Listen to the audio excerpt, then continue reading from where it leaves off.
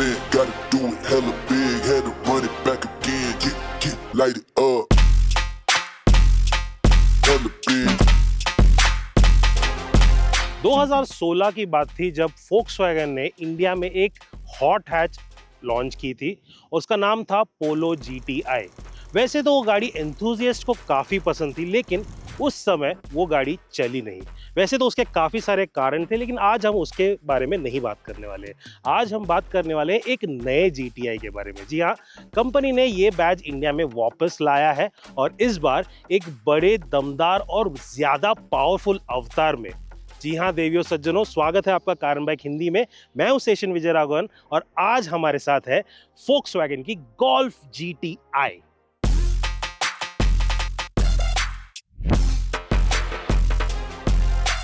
आज हम इस गाड़ी को चला रहे हैं एशिया के सबसे बड़े टेस्टिंग ट्रैक पर, जी हाँ नैट ट्रैक्स में, और बताएंगे सब कुछ इसके बारे में। लेकिन अगर आप चैनल पे नए हैं तो कारण बाइक हिंदी को सब्सक्राइब ज़रूर कीजिए और उस बेल नोटिफिकेशन को भी दबाना ना भूलें ताकि हमसे कोई भी अपडेट आप मिस ना करें। वैसे गोल्फ नाम इंडिया में नया है, लेकिन ग्लोबली ये एक आइकॉन रह चुकी है।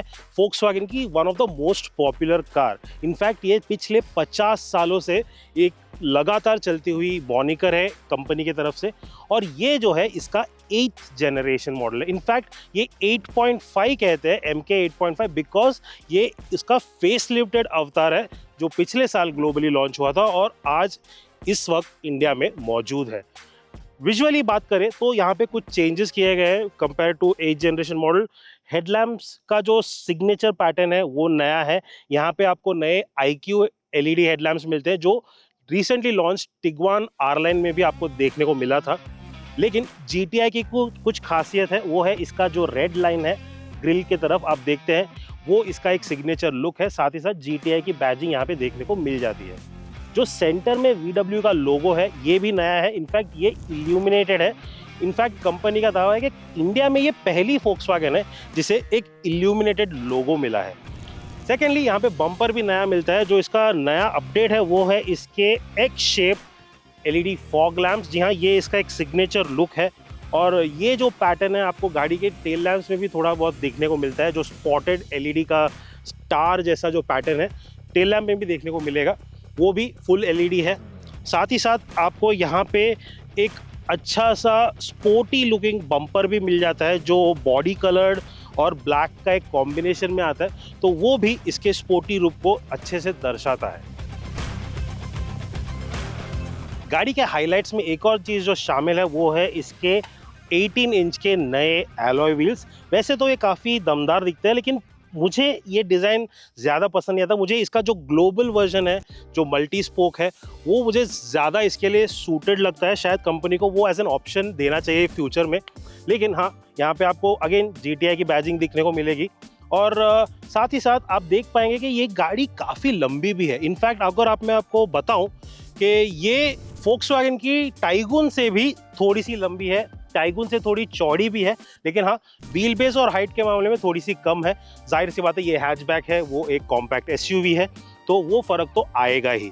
लेकिन खास बात यह है कि जो इसका प्लेटफॉर्म है वो काफ़ी यूज़ हुआ है। इनफैक्ट इतना वर्सेटाइल है कि काफ़ी सारे गाड़ियों में कंपनी ने इस प्लेटफॉर्म को यूज़ किया है। वोक्सवैगन ग्रुप की ऑडी की A3 हो या स्कोडा की ऑक्टाविया, दोनों ही इसी प्लेटफॉर्म पे आधारित है, तो आप सोच सकते हैं कि ये कितनी वर्सेटाइल होगी। लेकिन हाँ, इसका ग्राउंड क्लियरेंस कम है, 136 mm का है। वैसे तो नैट ट्रैक्स के ट्रैक्स पर जब हम इसे चला रहे थे, रेगुलर छोटे मोटे स्पीड बम्प्स वहाँ पे चला रहे थे, वहाँ पे कोई भी दिक्कत नहीं हुई। लेकिन रियल वर्ल्ड कंडीशन में ये ग्राउंड क्लियरेंस कितना काम आएगा वो हम आपको बाद ही बता सकते हैं। गाड़ी की जो अंडरस्टेटेड यूरोपियन डिज़ाइन है वो आपको पीछे की तरफ भी देखने को मिलेगी। काफ़ी क्लीन लाइंस है और काफ़ी प्रोफाइल जो है इसका या फिर उसका जो रियर सेक्शन है उसे काफ़ी प्रॉपर जियोमेट्रिकली डिफाइन किया गया है, तो वो इसकी खासियत है। लेकिन हाँ, टेल लैम्प्स का भले ही डिज़ाइन सेम हो, यहाँ पे जो सिग्नेचर पैटर्न आपको देखने को मिलता है LED का, वो नया है। जैसे कि मैंने पहले कहा था, फ्रंट में भी आपको वो नया पैटर्न देखने को मिलता है। इसकी जो स्पोर्टीनेस को और दर्शाता है वो है इसके ड्यूल टिप्ड एग्जॉस्ट, काफ़ी बड़े से हैं, क्रोम टिप्ड हैं और काफ़ी स्पोर्टी लगते हैं। मुझे लगता है काफ़ी सारे बायर्स को ये वाकई में अच्छी लगेगी। एक और जो फोक्सवैगन की खासियत है, जिसे हमने पोलो में भी देखा था, कुछ एसयूवीज़ में भी देखा था, वो है इसका जो पीछे का लोगो है, जो कि एक हैंडल की तरह भी काम करता है। यहाँ पे आपको कैमरा भी देखने को मिलेगा और यहाँ पे GTI का लोगो तो है ही। और खोलने पर आपको मिलेगा 380 लीटर का बूट कैपेसिटी। वैसे तो ये काफ़ी डिसेंट है। ये एक हैचबैक है, तो ज़्यादातर सिटी में यूज़ होगा, शॉर्ट जर्नीज़ में यूज़ होगा, तो उसके लिए काफ़ी इनफ है। छोटे सूटकेसेस, मीडियम साइज़ के 2 सूटकेसेस आ जाएंगे। लेकिन हाँ, अगर आपको और चाहिए और शायद गाड़ी में सिर्फ 2 ही लोग चलाने वाले हैं, तो आप पीछे के सीट्स जो 60-40 स्प्लिट है उन्हें भी फोल्ड करके 1200 लीटर से भी ज़्यादा का स्पेस यहाँ पे पा सकते हैं। लेकिन एक चीज़ जो मुझे लगता है कि इतनी महंगी गाड़ी में अवेलेबल होनी चाहिए थी और नहीं है, वो है एक पावर टेलगेट। जी हाँ, यहाँ पे पावर टेलगेट नहीं मिलता है, एक मैनुअल टेलगेट ही मिलता है। तो जो है वो है।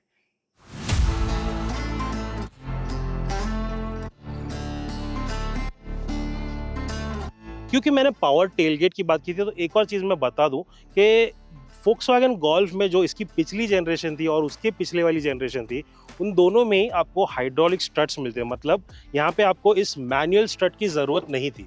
लेकिन 8th जनरेशन मॉडल से कंपनी ने वो चेंज लाया है। वैसे तो मुझे लगता है कि ये शायद नहीं करना चाहिए था। अगर हाइड्रोलिक स्ट्रट्स देते तो इस प्रीमियम प्राइस टैग और इस प्रीमियम सेगमेंट के साथ गाड़ी का एक अच्छा मेल मिलता। वैसे तो GTI एक परफॉर्मेंस ओरिएंटेड टैग है, लेकिन गोल्फ में काफ़ी सारे प्रैक्टिकल बिट्स भी हैं। वैसे तो आपको स्पोर्ट सीट्स मिल जाते हैं GTI बैजिंग के साथ, और यहाँ पे फैब्रिक मटेरियल का यूज़ किया गया है, लेकिन काफ़ी कंफर्टेबल है, वेल बोल्स्टर्ड है, सपोर्ट अच्छा मिलता है आपको। यहाँ पे एक 12.9 इंच का टच स्क्रीन मिलता है, wireless Android auto, Apple CarPlay और काफ़ी सारे कनेक्टेड कार फीचर्स के साथ, और काफ़ी सारे इन कार फंक्शंस भी यहाँ से ही एक्सेस होता है।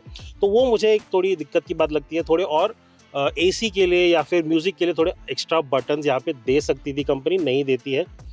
लेकिन हाँ, यहाँ पे कुछ क्विक एक्सेस बटन्स है, जैसे कि पार्किंग मेन्यू हो जाए, ड्राइविंग मोड्स हो जाए, क्लाइमेट कंट्रोल के लिए क्विक एक्सेस बटन है, और असिस्ट के लिए भी एक क्विक एक्सेस बटन है।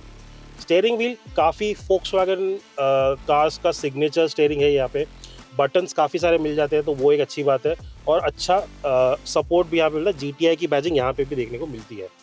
और मुझे यहाँ पे इसका जो ड्राइवर क्लस्टर है वो भी अच्छा लगा, फुल्ली डिजिटल है, काफ़ी इन्फॉर्मेटिव है, इसके कलर्स अच्छे हैं, और अच्छा खासा आपको इन्फॉर्मेशन यहाँ पे मिल जाता है। उसकी बात करने पे यहाँ पे क्रूज कंट्रोल भी मिलता है। इनफैक्ट अडेप्टिव क्रूज कंट्रोल है, क्योंकि इस गाड़ी में आपको लेवल 2 ADAS भी मिलता है, लेकिन उसकी बात हम ड्राइविंग के दौरान करेंगे। सेंटर कंसोल भी काफ़ी वेल लेड आउट है।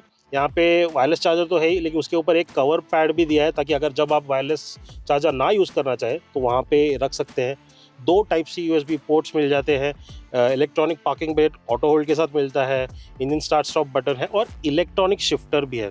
साथ ही साथ एक अच्छे साइज़ का कप होल्डर है, ड्यूल कप होल्डर। यहाँ पे 12 वोल्ट का सॉकेट दिया गया है। ओवरऑल अच्छा है, लेकिन कुछ कमियाँ भी हैं। यहाँ पे आपको वेंटिलेटेड सीट्स नहीं मिलती। ये गाड़ी की कीमत तकरीबन 50 लाख से ज़्यादा होने वाली है, तो वेंटिलेटेड सीट्स ना देना एक मुझे लगता है प्रॉब्लमेटिक बात है, क्योंकि काफ़ी सारे फैमिली बायर्स भी इसे लेंगे। अगेन, इसकी जो प्लास्टिक क्वालिटी है वो मुझे लगती है और बेहतर हो सकती थी, फिलहाल उतनी खास नहीं लगती। लेकिन हाँ, डैशबोर्ड का डिज़ाइन मुझे काफ़ी अच्छा लगा। यहाँ पे एक कार्बन फाइबर जैसा ट्रीटमेंट दिया गया है, और ऊपर प्लास्टिक है। ये सॉफ्ट टच है, लेकिन दिखने में हार्ड प्लास्टिक की तरह लगता है। लेकिन अदरवाइज ओवरऑल काफ़ी अच्छा लेआउट है। एक सनरूफ तो है ही, काफ़ी सारे लोगों को शायद पैनोरामिक सनरूफ की कमी महसूस होगी, लेकिन मुझे लगता है ये काफ़ी है। इसके बारे में आपकी क्या राय है, आप कमेंट्स में ज़रूर बताइए। अब जहां पोलो काफी बदनाम था अपनी क्रैम्प्ड रियर सीट एक्सपीरियंस के लिए, गोल्फ वैसा नहीं है। यहाँ 2 एडल्ट्स आराम से बैठ सकते हैं, लेकिन 3 लोगों के लिए थोड़ा टाइट हो जाएगा।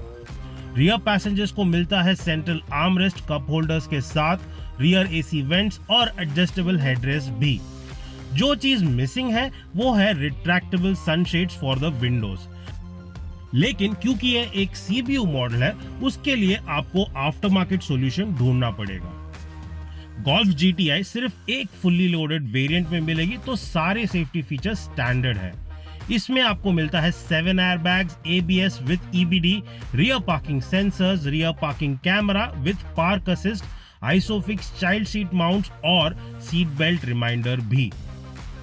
लेकिन जो चीज मिसिंग है वो है 360 डिग्री व्यू कैमरास, जो इस सेगमेंट और प्राइस पॉइंट को देखते हुए थोड़ा डिसअपॉइंटिंग है।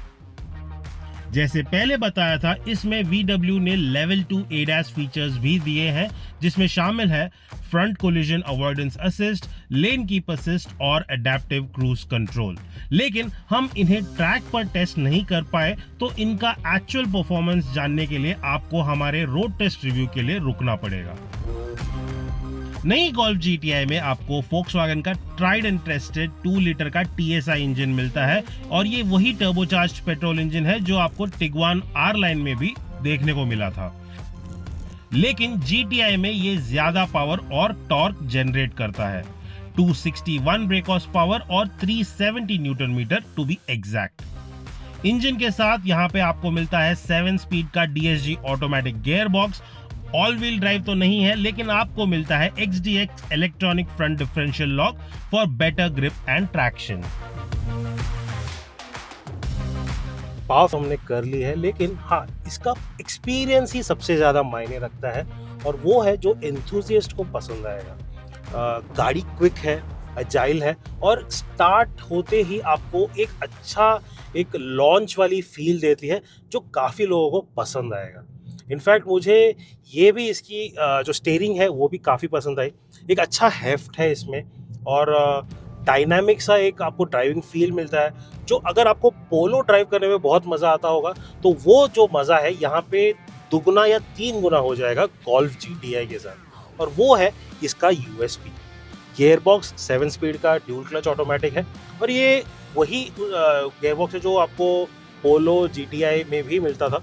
लेकिन खास बात यह है कि यहाँ पे शिफ्टर आपका इलेक्ट्रॉनिक हो गया है, जिसके वजह से जो शिफ्ट्स है वो थोड़े और प्रिसाइज हो गए हैं, आपको और वो क्विक एंड शार्प एक्सपीरियंस मिलता है, जो यहाँ पे आपको एक एक्स्ट्रा ड्राइविंग एक्सपीरियंस के तौर पे मिलता है। ये गाड़ी की इंजन परफॉर्मेंस के मामले में काफी शाइन करता है, और ये इसकी सबसे बड़ी USP है। सिर्फ नंबर्स को देखकर आपको लगेगा कि ये एक ब्रूट है, लेकिन काफी रिफाइंड फील होता है, और पावर और स्पीड भी काफी स्मूथ तरीके से बिल्ड करता है। गोल्फ GTI सिर्फ 5.9 सेकंड्स में 0 to 100 kmph तक पहुंच सकती है, और हमारे टेस्ट के दौरान हमने 267 km/h की टॉप स्पीड भी हिट की। सबसे इम्प्रेसिव बात ये थी कि ये कार बार बार ये स्पीड अचीव कर पाई, और लंबे टाइम तक स्पीड को मेंटेन भी किया, जो इसकी सॉलिड बुलेट प्रूफ इंजीनियरिंग का प्रूफ है। अगर मैं राइड एंड हैंडलिंग की बात करूं, तो वो भी यहाँ पे एक काफ़ी इंटरेस्टिंग सा टॉपिक है।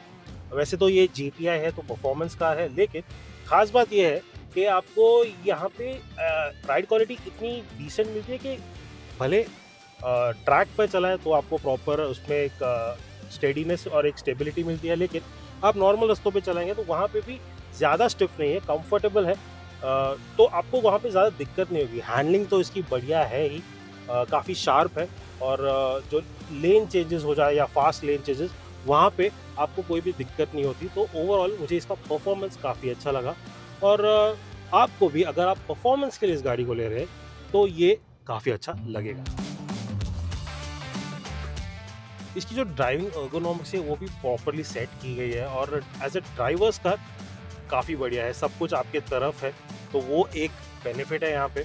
और जी हाँ, एक दिक्कत मुझे लगता है कि इसके जो सीटिंग के एडजस्टमेंट है वो मैनुअल है, पावर एडजस्टेबिलिटी देनी चाहिए थी, वो नहीं दी है कंपनी ने। लेकिन अगर आप इसे एक पर्सनल कार की तरह यूज़ करने वाले हैं तो शायद आप सीट एक ही बार एडजस्ट करेंगे, तो वो सोचकर शायद कंपनी ने ये फीचर नहीं दिया है। लेकिन अगर 50 लाख के ऊपर की गाड़ी है तो वो तो होना ही चाहिए। हमारा अंदाज़ा है कि Volkswagen Golf GTI तकरीबन 50 से 55 लाख के बीच में प्राइस होगी, और इस वीडियो को बनाने के दौरान हमें पास ये प्राइसिंग नहीं थी, लेकिन अभी ये शायद आ चुकी है, और आप स्क्रीन पर या डिस्क्रिप्शन बॉक्स पे उसे पा सकते हैं। अगर इस प्राइस सेगमेंट की बात करें तो जी हाँ, अगर आप फीचर टू फीचर या अदर कार से कंपेयर करें तो यहाँ पे काफ़ी सारी कमियाँ ज़रूर दिखेंगी। लेकिन जब आप देखते हैं कि ये जो लेगेसी यहाँ पे लाती है, गोल्फ की जो लेगेसी रही है ग्लोबली, और जो एंथुजियास्ट के नज़रों में जो इसका एक आइकॉनिक स्टेटस रहा है, उसको देखेंगे तो आप ज़रूर पाएंगे कि काफ़ी सारे एंथुजियास्टिक कार बायर इसे लेना चाहेंगे, क्योंकि उनके लिए ये उनकी पहली कार नहीं होगी, उनके लिए सिंगल कार गैराज नहीं है, उनके लिए ये उनकी टॉय जैसी होगी, उनके लिए एक सेकेंड या थर्ड कार होगी जो वो पर्सनल यूज़ के लिए रखना चाहेंगे। और वो लोग ज़्यादातर इसके परफॉर्मेंस, इसके ड्राइवेबिलिटी, इसके इंजन को ट्यून करने की जो उनकी कोशिश रहेगी, उस मामले में ज़्यादा फोकस करेंगे रादर देन इसके क्रीचर कंफर्ट। तो जी हाँ, ये गाड़ी एक स्पेशल कार है जो स्पेशल लोगों के लिए बनी है। और अगर आपको ये सही लगता है तो हमें कमेंट्स में ज़रूर बताइए। अगर आपको लगता है कि कोई भी और चीज़ कंपनी इसके साथ कर सकती थी, थोड़े और फीचर्स दे सकती थी, उसके बारे में भी आप लिख सकते हैं। और अगर ये वीडियो आपको अच्छा लगा तो हमें लाइक और शेयर ज़रूर कीजिए और इस वीडियो को अपने दोस्तों के साथ ज़रूर शेयर कीजिए। अगर ऐसे वीडियोज़ आप और देखना चाहते हैं तो कारण बाय हिंदी को फॉलो करते रहें।